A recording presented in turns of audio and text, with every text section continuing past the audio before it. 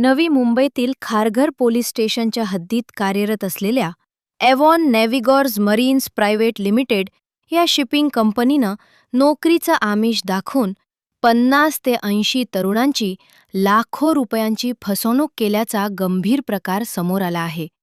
या फसवणुकीची एकूण रक्कम अंदाजे 2 कोटी रुपयांपर्यंत पोहोचल्याची माहिती समोर येत आहे.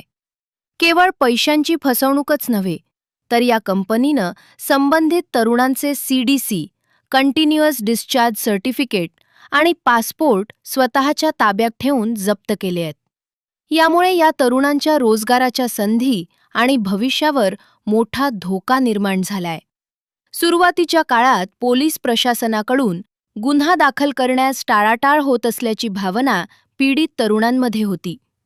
मात्र पीडित युवक आणि सामाजिक कार्यकर्त्यांच्या सातत्यपूर्ण पाठपुराव्यानंतर अखेर या प्रकरणात FIR दाखल करण्यात आलाय. ही बाब स्वागतार्ह असली तरी केवळ गुन्हा दाखल करून हे प्रकरण थांबता कामा नये, अशी मागणी जोर धरत आहे. नोकरीच्या नावाखाली तरुणांची फसवणूक करणाऱ्या अशा शिपिंग आणि मरीन सर्व्हिसेस कंपन्या बिनधास्तपणे कशा कार्यरत राहतात, असा सवाल उपस्थित केला जात आहे.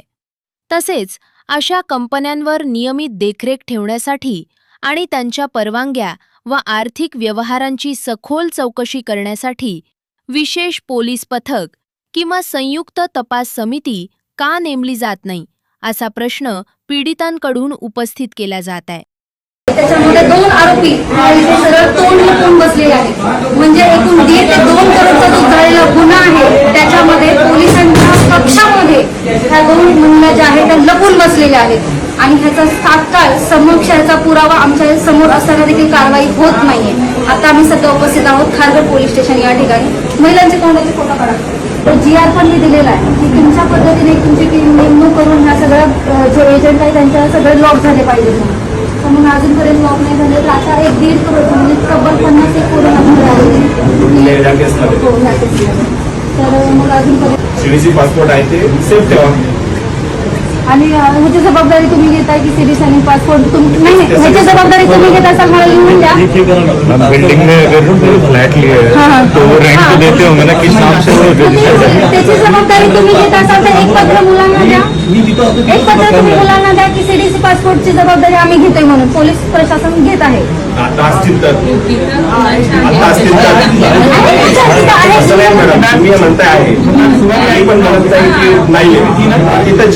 अगर ये बच्चों का प्रॉब्लम 2 दिन में सॉल्व नहीं हुआ, ये DG शिपिंग जो है अपना ये DG शिपिंग ये RPSL लाइसेंस अप्रूव कंपनी है.